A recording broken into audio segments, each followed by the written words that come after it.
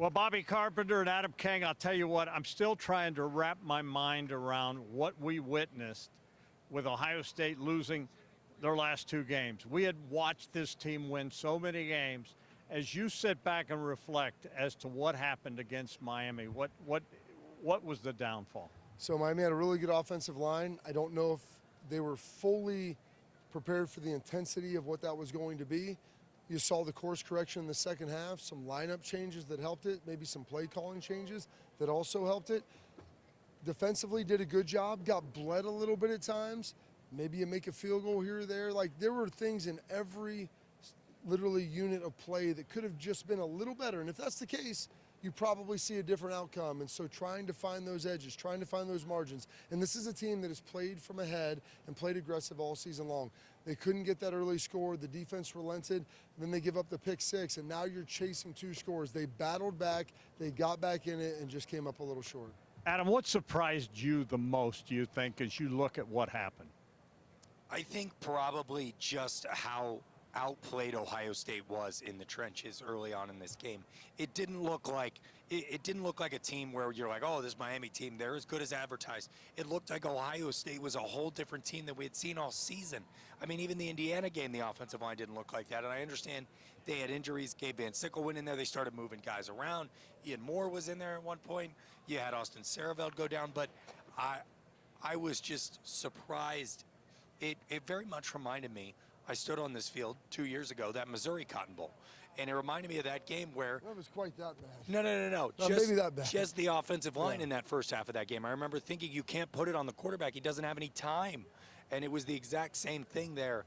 And with it, it worried me for a while, but they righted the ship. I think the thing that we will forever look back on with this game is right before Julian Sand threw that pick six, he had a tight end wide open over the middle. On the play, he took a sack. And if he hits that, it's a 7-7 game. Instead, it's 14-0, and Ohio State's chasing. And this is a crazy thing, and one thing that I really took away from this game, and I think maybe we need to talk about moving forward. Ohio State didn't have an offense to come back and snap and score like we thought they did all season long. I mean, their both scores were long, 12-play drives, 70 yards downfield.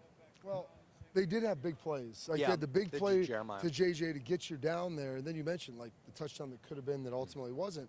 You give up the pick six. You put together a drive before half. You get a stop.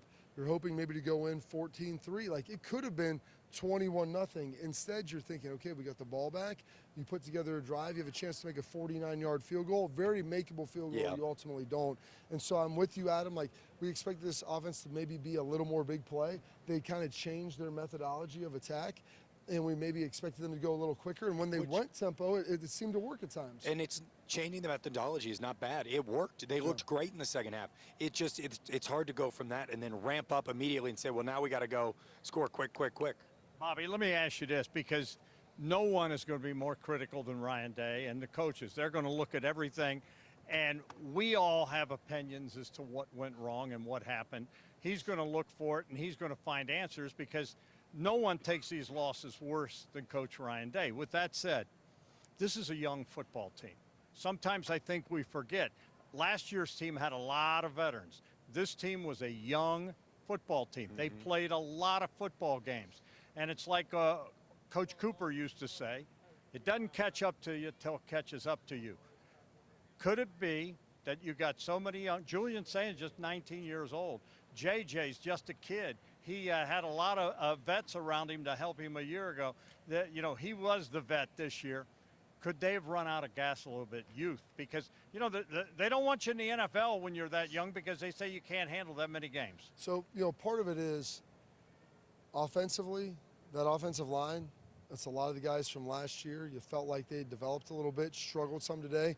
How many of those guys are going to return? Carnell Tate's probably going to be gone. You know, you look at Max Clare, what's the decision he's going to make? You're going to get Julian back. You're going to get JJ back. Defensively, you were really young, but yet you had Caden McDonald, who was an All-American, Caleb Downs, All-American, Sonny Styles, Arvell Reese, like a lot of those guys. David Sinning-Manuson played really well. So this is kind of the new era of football, so they're going to have to figure out who's leaving, who's staying, and then patch some of those holes and then rebuild that culture, or continue to build upon that culture rather as we move forward. So there's going to be some questions that they'll have to answer. They have the right guy in place to do it. And I said that I'll tell Ryan any day of the week, if I don't think you're the best guy to run this program, I mean, you'll be the first to know. He's a hell of a football coach. Today didn't go the way. They battled back. They came up a little short. And it's just the stops on the margins. It's a third down here. It's a missed tackle there. It's a Julian saying maybe throw away versus taking a sack. Like all of those things matter. It's a holding call that, yes. I mean. But as you sit here, as we sit here, I want both of you. What went wrong down the stretch? I mean, they're going to want answers. Ryan's going to want to know what happened. Was it the perfect storm? What happened? Why did it happen? It feels like in my mind that when you pull that Heartline, I don't know if it's like a Jenga tower. If you pull the Heartline Jenga tower, I don't think the whole thing comes collapsing down, but I think it threw a wrench enough that things starting to tighten up, things start to change. The scheme, we hear it all year with Ryan. Routine is everything, and it took into the routine a little bit.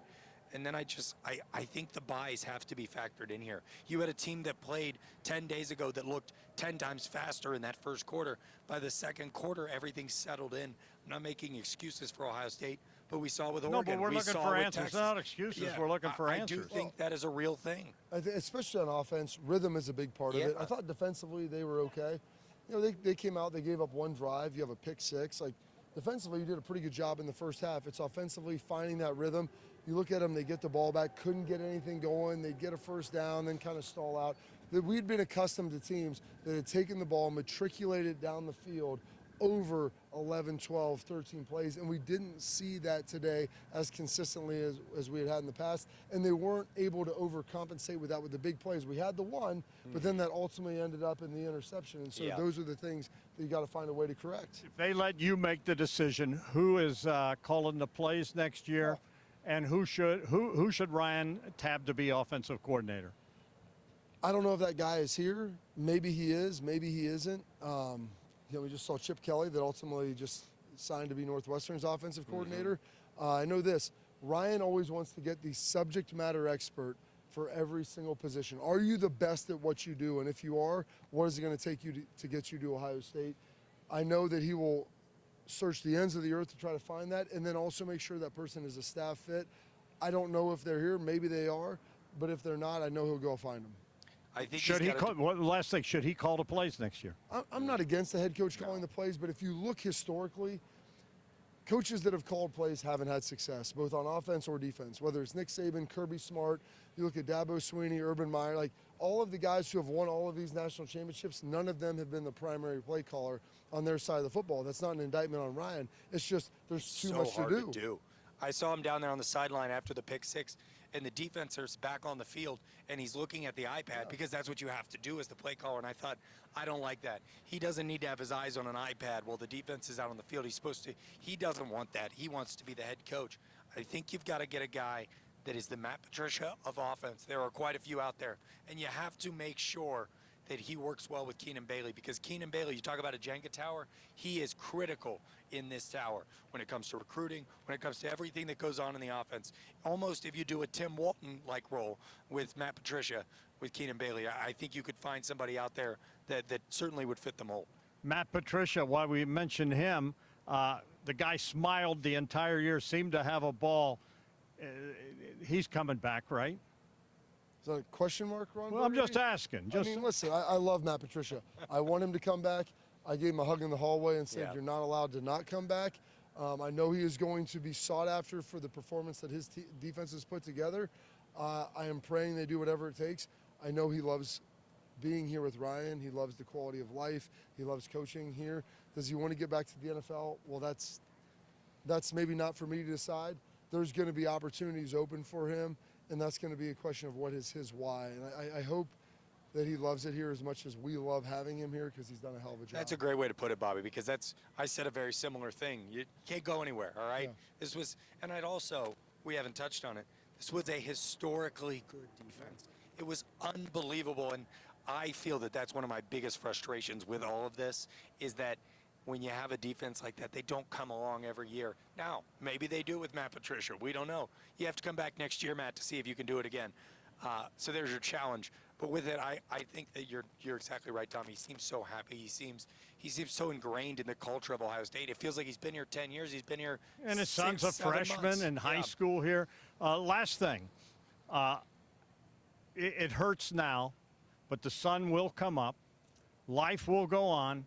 How quick do they need spring practice? They need winter conditioning first. And I always say That's- there's no funerals in football. Like you said, Dom, the sun comes up every single day.